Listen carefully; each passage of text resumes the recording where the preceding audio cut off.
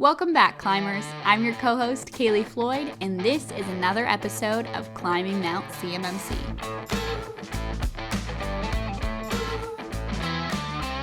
In today's episode, I talk with Adam Evans about what started CMMC. We talk about the basics and how it might affect businesses around the United States. I've learned so much from this podcast, and I hope that you guys do too. Let's get into it. Hi guys, and welcome to another episode. Today I am now in the front of the camera. Bobby has allowed me to come into the light. So we are going to talk about a subject that I've been really excited to discuss with all of you. And it's really just, how did CMMC get started? So without further ado, let's get into the subject. I have Adam here with me. So Adam, let's talk about how this whole thing started, this journey of CMMC. Where did it all come from? Yeah, so I'm weird, first off, and I find this really fascinating to get into, as especially someone who loves history and loves context and the understanding of why something is. So there are fantastic resources out there, and kind of I wanted to summarize some of those. So if we think about CMMC and where it comes from, we've kind of got to think about what the purpose of CMMC is, and we can kind of work back from there. So CMMC is designed around safeguarding the confidentiality of controlled unclassified information. That's a mouthful. A little bit. So where did that all come from? Well, unfortunately, we all know what happened on 9/11, and in the subsequent investigations that came out of that, the government realized that they needed to share some information a little bit. Mm-hmm. That information was sensitive, so they wanted to keep it private, but it wasn't classified.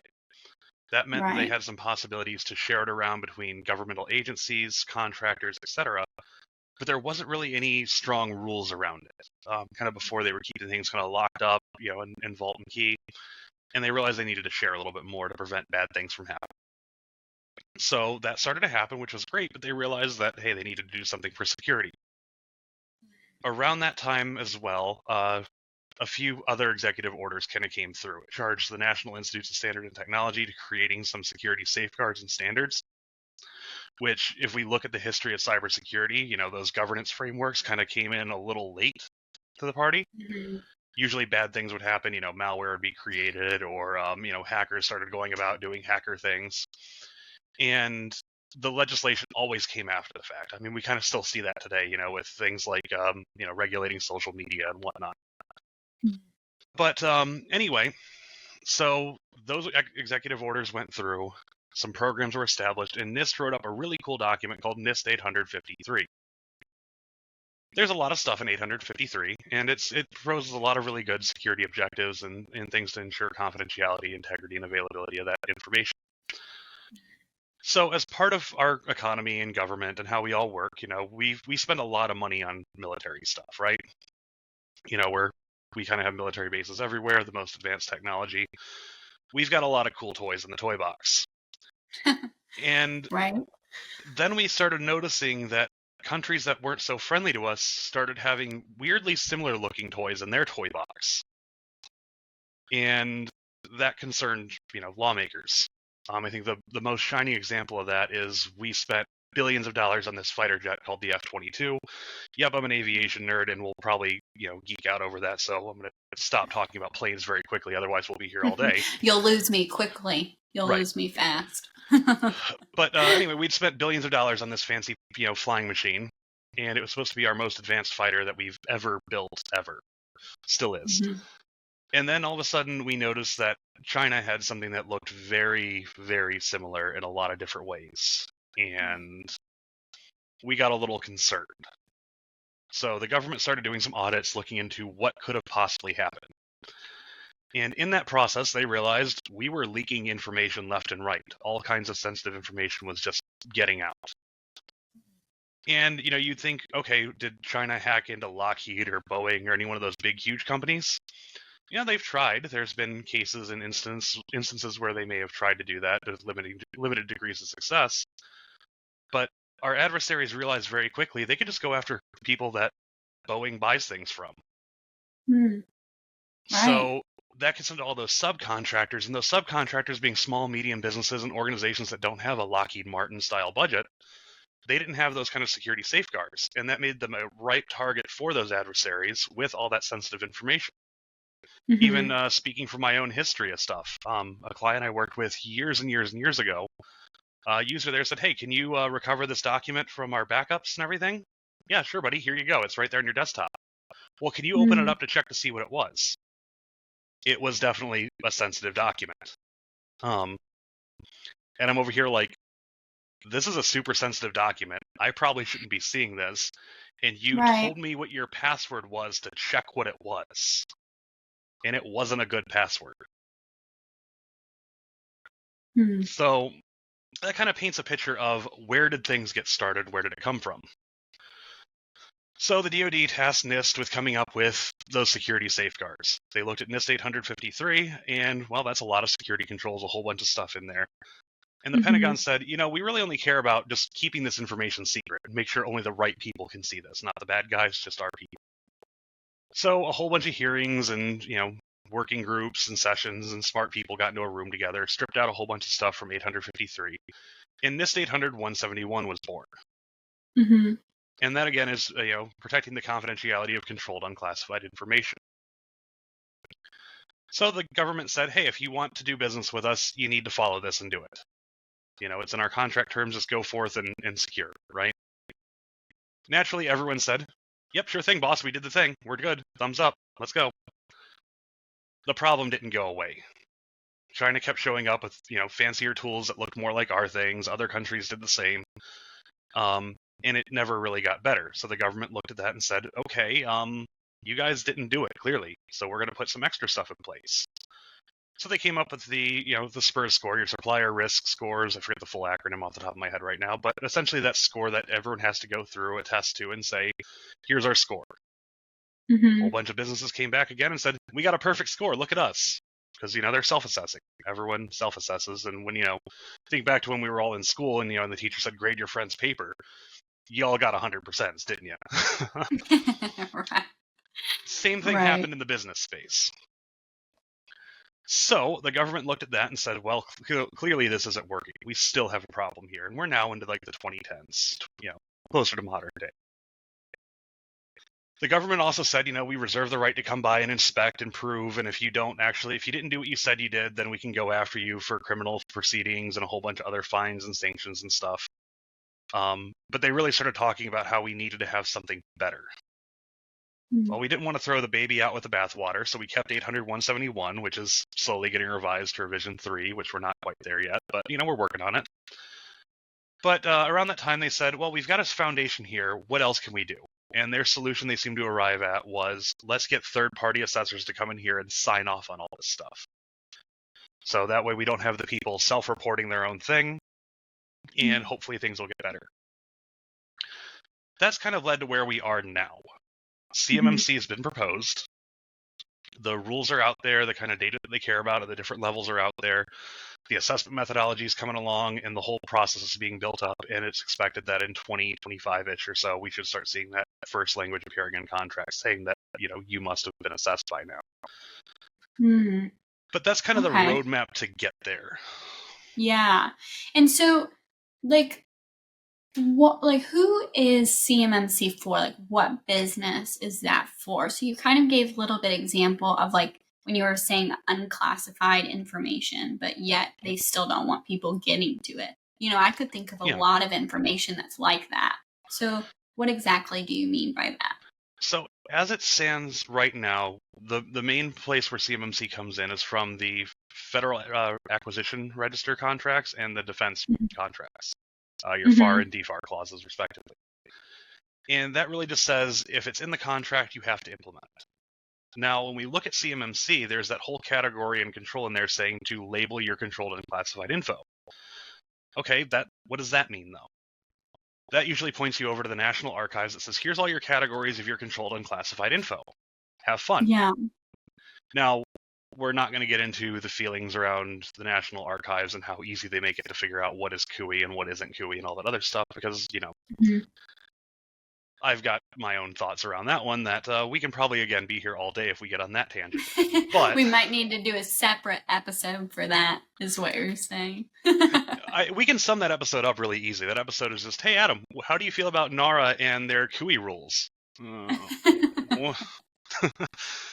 But anyway, so to your question there, well, CMMC comes up the most when referring to defense information related to building planes and guns and bullets and ships and bombs and stuff.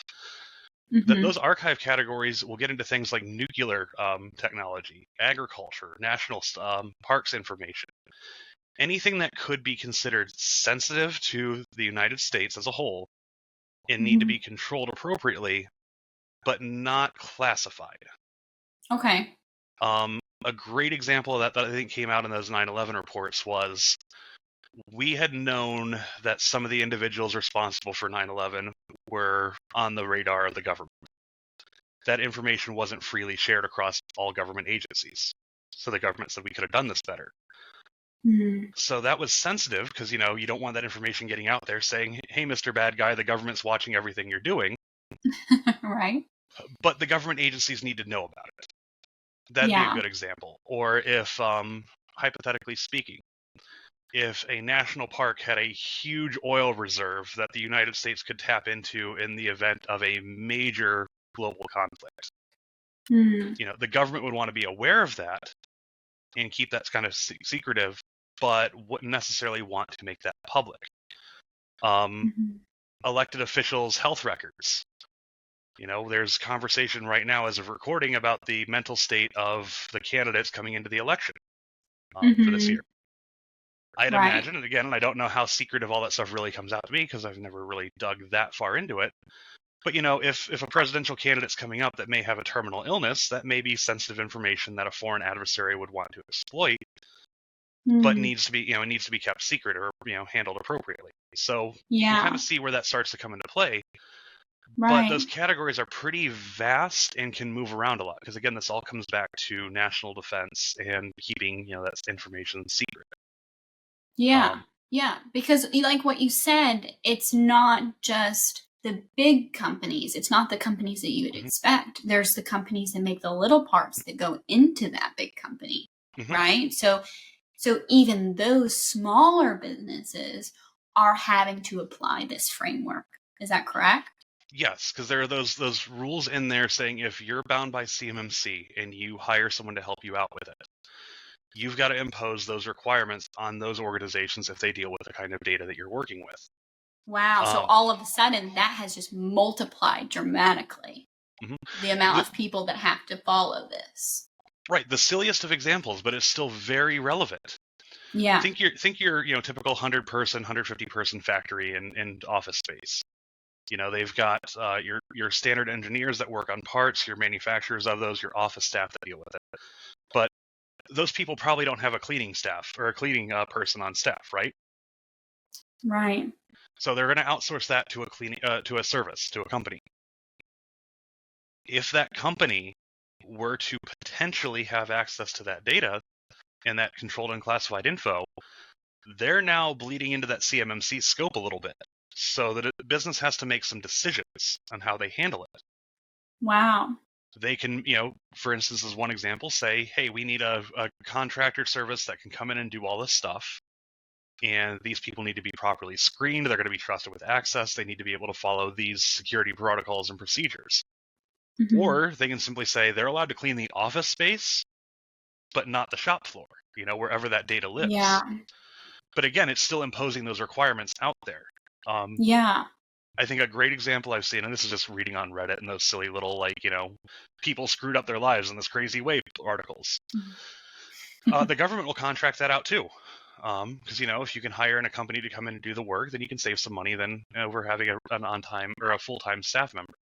Yeah, right. And those cleaning services that come in to clean up, army bases or naval facilities or whatever, they're going to have people that could potentially have access to those secrets, and they need to be screened appropriately, handled appropriately. So they're going to put those clauses in those contracts as well for something as innocuous as someone just, cleaning toilets, sweeping the floor, and, dusting off shelves. Weird to think about, isn't it? Oh, sorry, I said interesting. Yeah, I was just That's saying why. weird, isn't it? Yeah, it's super So, weird. Well, and like going into this same subject, this is when MSPs are getting roped in, right? yeah. Because their their main goal, I mean, at least most of them, is to keep their clients secure. And so, like, if they have a client like this, Mhm. their job just got dramatically harder, right? Because now they have to Yeah. follow all of these frameworks and these requirements. Mhm. Yeah, and when you look at the role that MSPs play in this, because again, there are those small, medium businesses out there. They do need help from Hmm. MSPs. They can't do it alone. But now when we look at things like adding users to systems and removing users from systems, that's not your on the ground point of contact to those client environments. Usually those people are business leaders, decision makers. They're not technical in the slightest, right? Right. So when we deal with those, that's our staff doing that. That's our technicians, our project implementators or implementers, etc. Um, so we've got to know how to follow those procedures and protocols and whatnot as well to be able to support them. Because if we don't, we could be leaving the door wide open. Right. Yeah, Not to exactly. mention, we see time and time again as we speak, my phone is absolutely exploding with a big industry group chat because one of the tools that MSPs love to use has a major vulnerability in it right now. It's low probability for exploitation. It's a Yeah. tool that almost every MSP that I can think of has heard of or uses themselves. Hmm. And we just got our first indicators of compromise today. There's over 7,000 potentially exposed instances of this software out there. Wow. Those 7,000 instances could have anywhere between 5 companies that people can access to hundreds of companies that they could access. Hmm. Knowing that it's a software that we use internally for us to support our clients, which I did double check. We are Yeah. not exposed to it. We're set. Um, Hmm. but it's one of those from a target perspective. If I were a bad guy, knowing that MSPs exist, we have access Hmm. to a whole bunch of businesses that have access to a whole bunch of data, money, etc. That tool is the first thing I'm going to look for to see if I can get access to.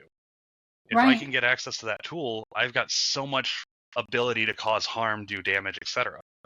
If I'm a nation state entity, China, Russia, Iran, etc., that means if I compromise this one tool, I can now compromise everything downstream.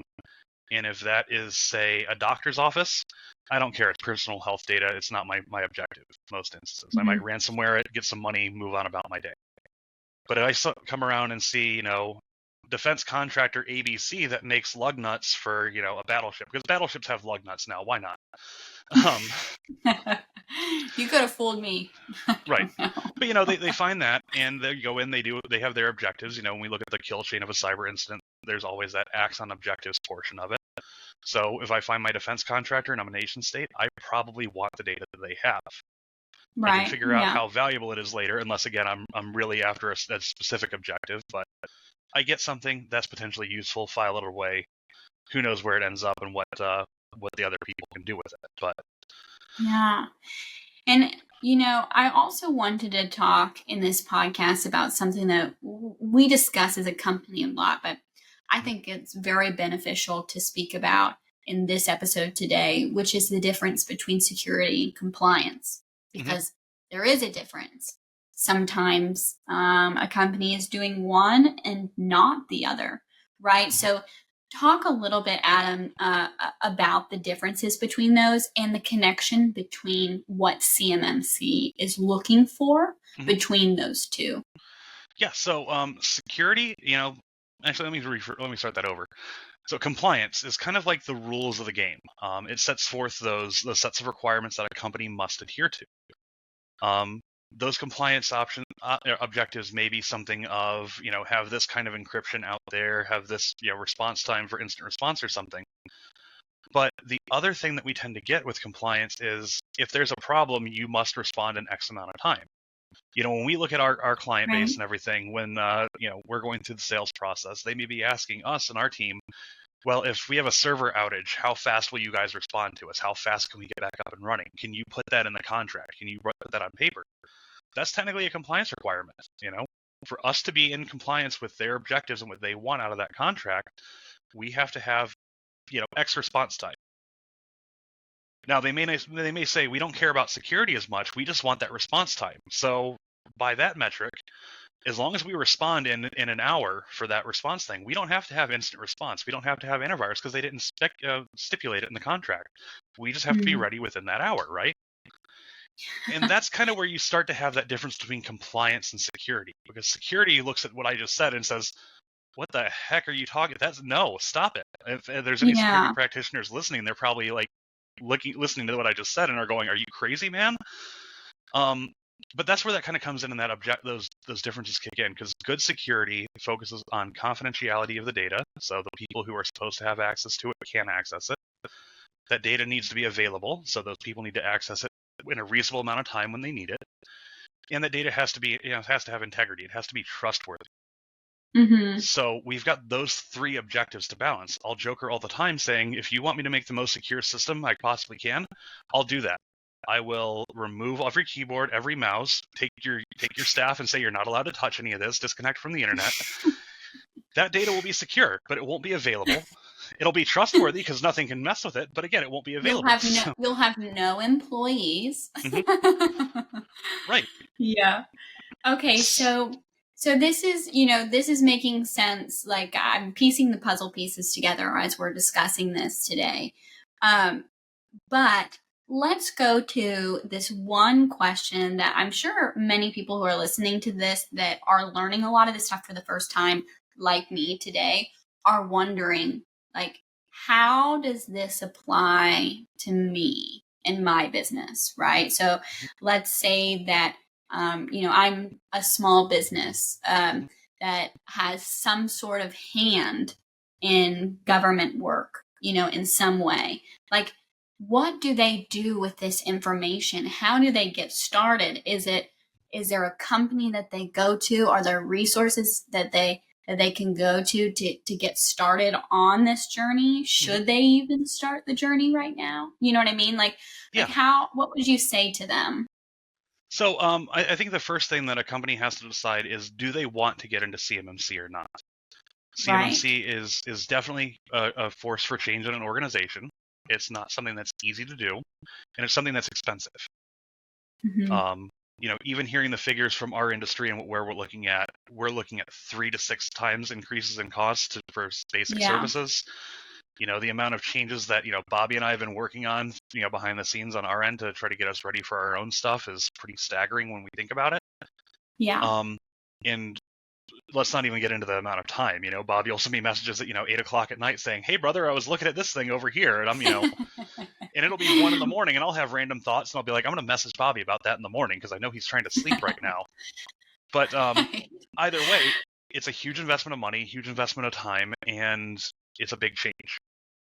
Now, the one caveat to that whole statement I'll say is, if a business does have contracts with the government already, especially defense suppliers, read those contracts to see if they've already agreed to do it.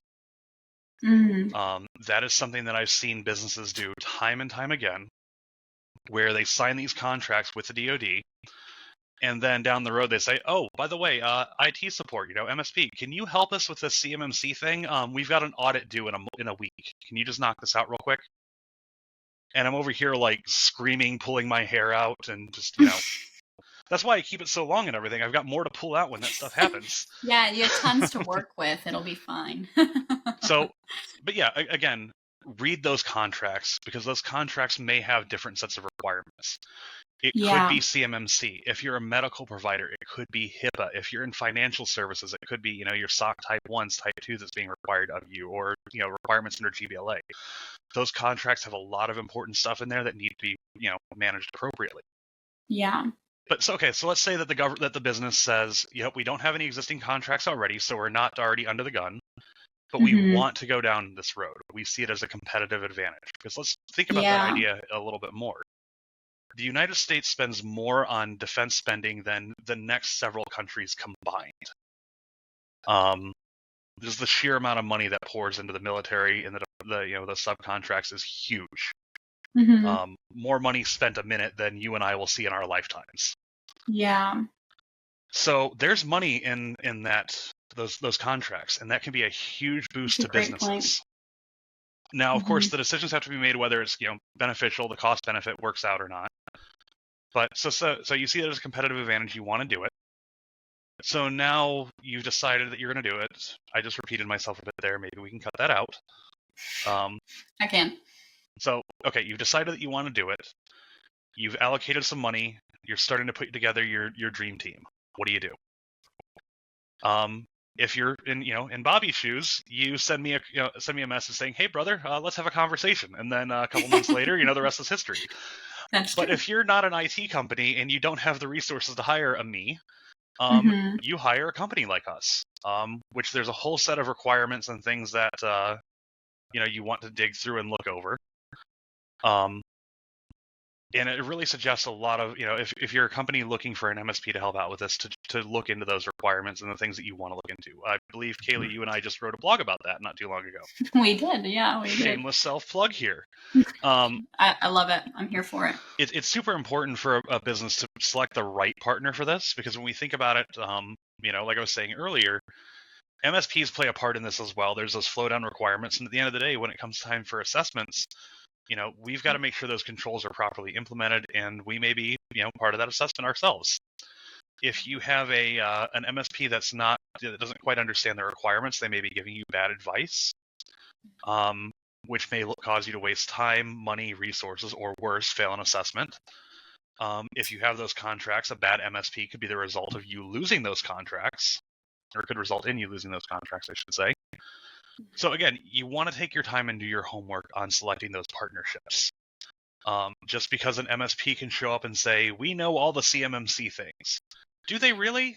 Ask those questions. Ask things about, where's your shared responsibility matrix? Have you done your own internal assessment?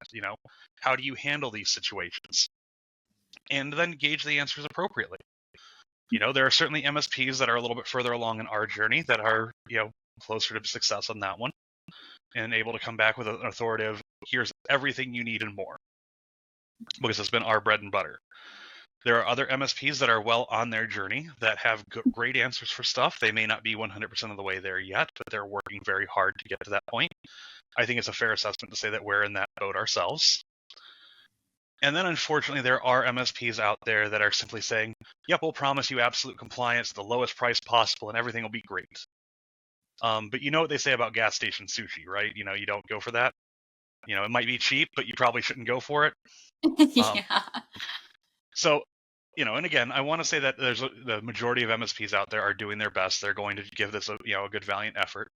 But there are also, those ones out there that are not going to do very well, and they'll find out how that works out for them, I'm sure. But then there's one other category of MSP out there. There's the MSP that looks at CMMC and says, nope, this one's not for me. Yeah. And plenty of SMBs out there are doing that as well. Because again, it's expensive, it takes a lot of time, and it will change how companies do business. Mm-hmm. And there's that is it worth it question to ask. So if it is worth it, great, full steam ahead, do the things, secure everything, get compliant, and have fun with it and rake in those government contracts. But if it's not worth it, don't try to bend the rules in your favor and get cute with it and everything like that, because it's not going to work out the way you think. Mm-hmm. Every time, just from our own experiences here internally, Bobby and I have gone through months ago with here's how we think everything will work. And then that updated proposed rule came out and flipped half the work I was doing on its head and said, start over. Right. And this is, again, why this is all starting to turn gray now. So, but it's super important to ask those questions, do the homework, and find the right partnership. Mm-hmm. That right partnership will then be able to help guide the company through that journey.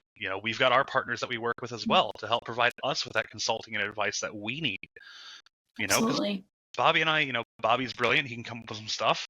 I'm questionable on a good day. I'll let other people make jokes and plug your. You're not giving yourself enough credit here. Come on now. I just love my good self-deprecating humor from time to time, but but we'll come up with some great stuff. We know a lot of things, but there's always that: are we on the right track? Just because we read some things here, we found these bits in the documents, etc., and we think we can twist something to our favor on this way. Are we missing something? Are we doing it right? And having those resources in our back pocket to call up and say, hey, buddy, I want to do this thing over here. Am I going to be shooting myself in the foot in the process? In some instances, they'll say, yep, nope, that sounds great. Other times they'll say, buddy, you're not shooting yourself in the foot. You're shooting yourself in the foot with a rocket launcher. Yeah, Um, right. when we think about a lot of businesses, they don't have the luxury of starting from scratch and building something up from scratch. Some do. Some may be able to do little micro segments of their business and be able to do all that stuff. But, especially where I'm from, out of the Cleveland area, there are machine shops and businesses that have been in business for generations. Mm-hmm. You go on their website when you're doing your prospecting, you see the, celebrating 90 years of business, and there's a family photo of, grandpa, son, and then the grandson who's going to be taking over the business. And it's really cool to see that, but they're not going to change how they've done business because it's clearly worked for them for 3 generations. An MSP showing up there saying, hey, we want you to change everything about how you do business, they're going to make a change, all right. They're going to make a change in MSPs. Right.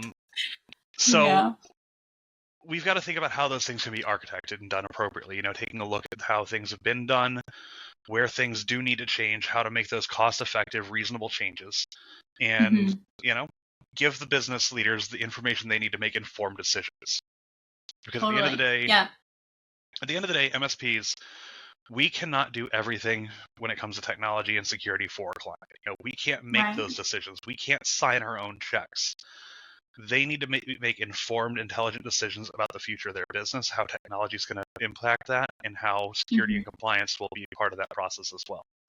Right. And we're all about it, transparency and communication, and giving the other person in this conversation an opportunity to make a informed decision because of everything that you have given them as far as the transparency and communication on your side. So I totally agree. I mean, if I was the business on the other side trying to figure all of this stuff out, this entire journey, and if I want to go on it or not, and if I want to use an MSP or not, I definitely want to know what I need to know to make that informed decision, Right. And that's really where it's key there. So, because it goes back to that original question. Does the business want to participate in the CMMC ecosystem or not? Right. Because right now, unless a business has those existing contracts, they can choose that they don't want government contracts and they can go about their merry way. Now, that doesn't say anything for other different kinds of business where they may have regulatory requirements as well. How doctors have HIPAA to deal with, or, banking has its own sets of regulations. But at the end of the day, a lot of the companies right now still have that decision point to make. And as MSPs and security and compliance specialists, we need to be able to offer enough information so those businesses can make that call.